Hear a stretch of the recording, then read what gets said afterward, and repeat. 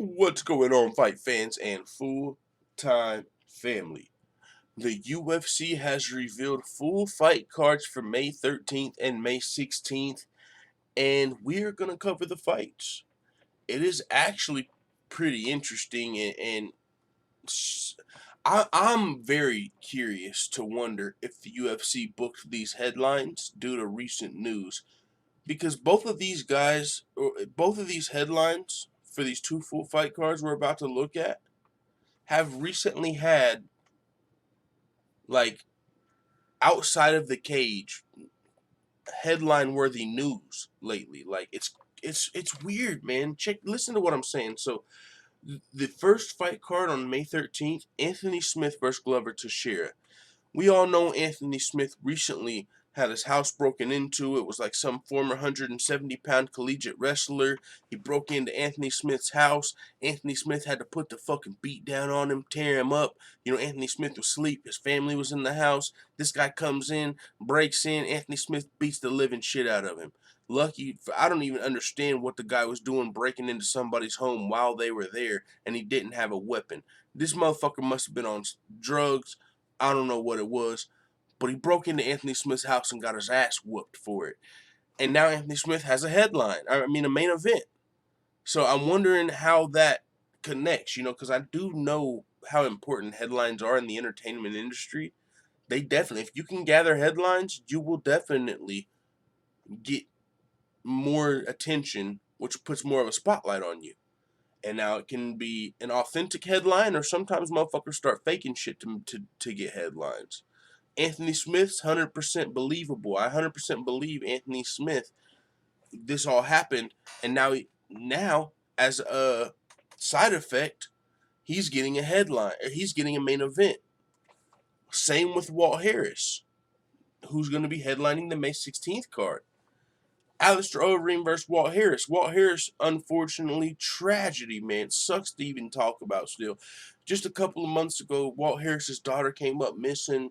Come to find out, she ended up passing away.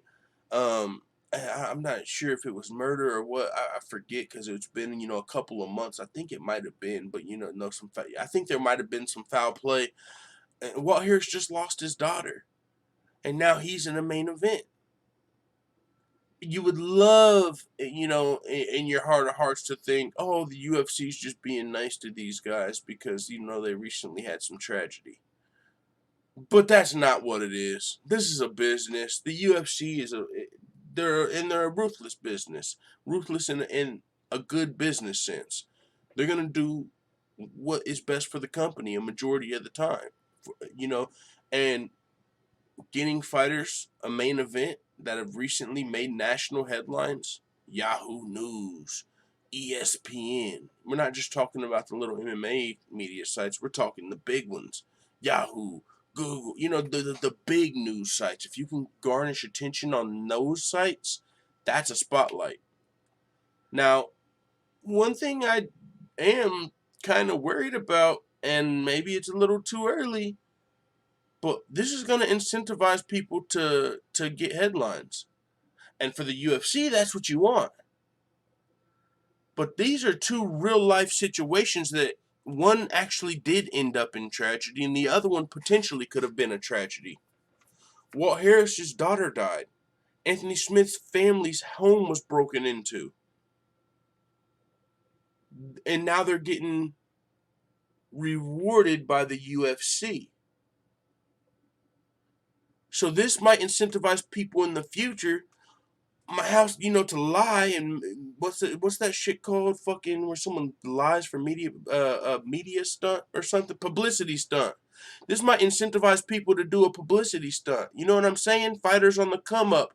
Oh, my house got broken into, and someone tried to spit on me, so I fucking put him in a sharpshooter, and when they tapped, I let him out, but they got back up and kept trying to fight me, so I fucking powerbombed them. Like.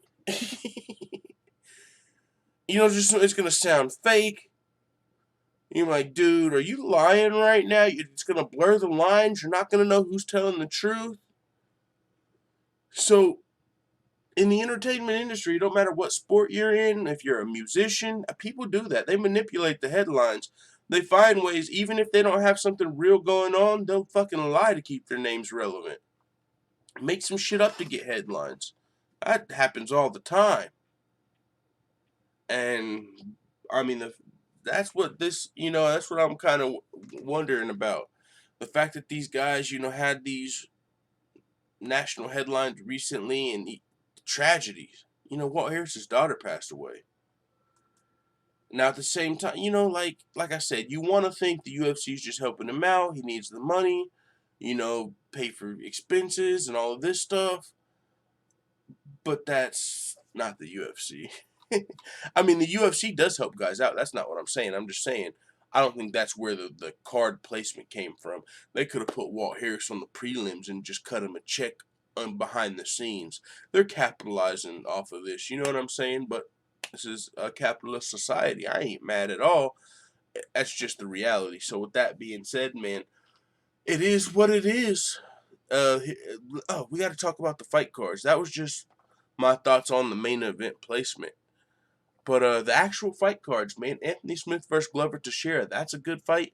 Glover Teixeira, definitely a fucking legend in his own right.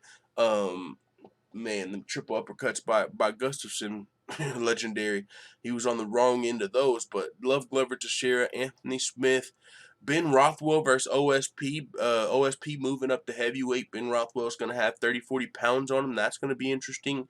Alexander Hernandez, I'm still a fan of that guy. Him versus Drew Dober, even though Alex Hernandez let me down in a big way in his last fight, couple fights. He's definitely willing to pull. I think he's willing to play the game, if you know what I'm saying. Maybe pull a little bit of a stuntio.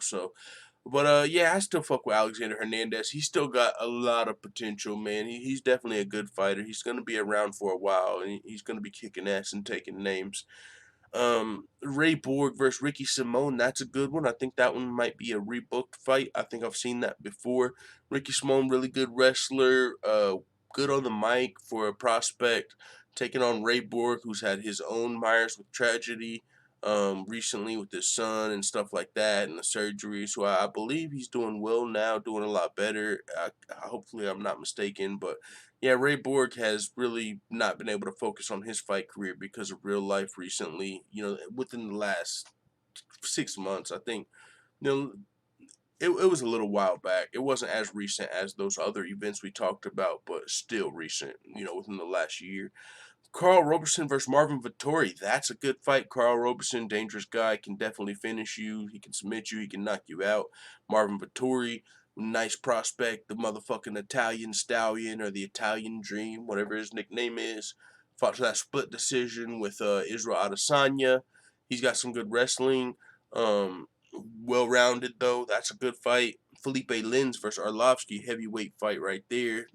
It's Andre Arlovsky. You always got to watch any Andre Arlovsky fight. Michael Johnson versus Thiago Moises. Ooh, what? Is that the same Thiago Moises that just beat Anthony Pettis, or am I tripping? Is that a different fucking Thiago Moises? Is Michael Johnson moving back up to lightweight here and fighting Thiago Moises? That would be a fucking dangerous fight. I actually have to pull this up. Thiago Moises. This can't be the same one that just beat Pettis. That would be dangerous. No, it's not. Okay. This is not okay. Who did Anthony Pettis just lose to? Anthony Pettis. Let's see who Anthony Pettis just lost to real fast.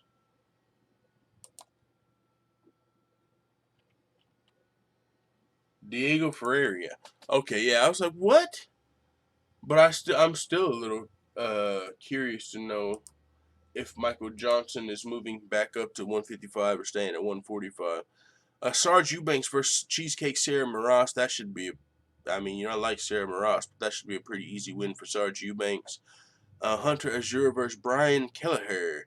I like Brian Kelleher, man. He's on the wrong end of a beef with my guy Sean O'Malley. So, I'm of course going to rock with Sean O'Malley. So if you want to beef with Sean O'Malley, it's fuck the other side. But I do like Brian Kelleher. I'm not going to lie. I feel like if he didn't have this whole beef with Sean O'Malley, it wouldn't be that much hard for me to like him. He's a really talented musician. He's a tough fighter. He's willing to take fights. He'll call people out or talk some shit. Hunter Azure, though, I'm going to tell you guys, Hunter Azure is a pretty good fighter. He was on the undefeated season of Tough, I believe. Brian Kelleher should be able to win this, though. I think you ought to be able to win this fight, especially if you're going to be calling out guys like Sean O'Malley. I like Brian Kelleher, man. I'm kind of torn here. But still, good fight. Overeem versus Walt Harris. Let's take a look at this card. We got Claudia Gadelha versus Angela Hill. That's a good fight. I think Claudia Gadelha should probably win it pretty easy, but am I the only one? Is Claudia Gadelha like Dana White's side piece? Am I tripping? You guys know what I'm talking about. That might explain the favorable matchmaking here. Let me shut the fuck up. Dan Ige versus Edson Barboza. That is a fucking good fight right there, guys. That's a fucking fight right there. Dan Ige versus Edson Barboza. That's a good fight, guys. That's a good fucking fight. A lot of people might not be super aware of Dan Ige, but this guy's fucking talented. He's going to be around for a long time. Even after his fighting career, he's going to be around for a long time. He might be the next super, what are they called? The Ali Abdelaziz and them do manager. He might, he's already one of Ali Abdelaziz's little, right-hand man, like his, what's it called, where you don't get paid, an apprenticeship or something, you go work for someone, apprentice. He's already like his little apprentice, and he helps him out with managing fighters and stuff like that, and he's a fighter. I mean, and he's a really good fighter too. Danny Ige's got some good. Let me pull up his resume, man. He's got some good wins. He's talented. He's training with the right guys. He's keeping the right company as far as the MMA circle is concerned. I know a lot of people would argue otherwise as far as Ali Abdelaziz is concerned, but as far as MMA is concerned, you couldn't be around a better manager. Dan Ige, 13-2. He just beat Mirsad Bektik. That's a really good fight, even though it was a split decision. Kevin Aguilar, Danny Henry. None of these guys are Edson Barboza, honestly. I mean, he's on the way up. The Mirsad Bektik fight was a good one. That was the fight that really put Ige on the map, I think. The Kevin Aguilar fight was good too, but I'm telling you guys, keep your eye on Dan Ige. He's only 28 years old. I mean, he might not be a champion, but he's definitely willing to get in there and put on he's definitely willing to get in there and put on a show. So the matchup with him and Edson Barboza could definitely be fireworks. This could definitely be a Justin Gaethje Barboza-esque type of battle, if you know what I'm saying. Like, I could see that. I could see that in this fight. Definitely could see a war. So that's why I'm excited.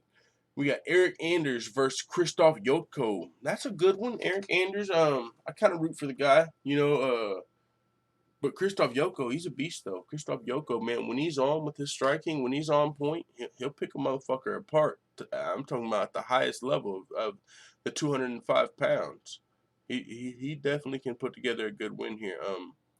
That's a good fight. Eric Anders, of course, former Alabama Crimson Tide national champion winner. He's earned his respect, earned his chops in the UFC. He was undefeated for a while.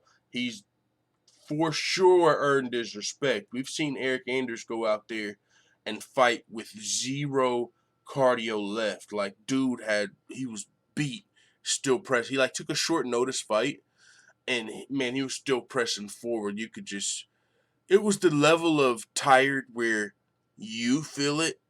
Yeah, you see someone just so fucking tired, they look like they might collapse like fucking Kimbo and Dada, you know what I'm saying? Heart attack in the ring, like this motherfucker's dead in there.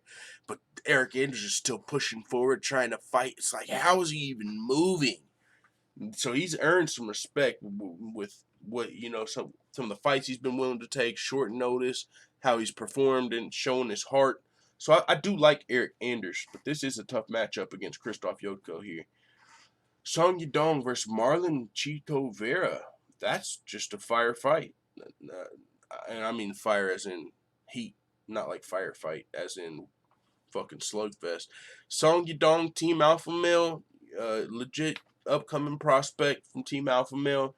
He's a good fighter, taking on Marlon Chito Vera. Just two young dudes, prospects, both really good. Both of these guys have potential. I like this fight. Anthony Hernandez versus Kevin Holland. That's a cool fight. Mike Davis versus Giga Chikadze. That one's alright. That one's cool. Courtney Casey versus Mara Armelo Bonello. That one's alright. That's an alright fight. Darren Elkins versus Landwehr. And then we're getting to some people I literally don't even know. All right. Yeah, those are the fights, man. May 16th, May 13th. And then, of course, May 9th, you have UFC 249, which is stacked out of this world. So, yeah, I wanted to touch on and reveal those fight cards for anybody that hasn't seen the full fight cards. And also, I thought it was interesting, those main events. Anthony Smith and Walt Harris, both recently garnering national headlines with their own tragedies. Or, Anthony Smith's definitely potentially could have been. So, yeah, man, interesting stuff. And, of course, interesting times. But with that being said, hope everybody's staying safe. And it is what it is. Let the full-time family know what you think in the comments and in the description. Link in the Discord. Link is in the description. I'm out.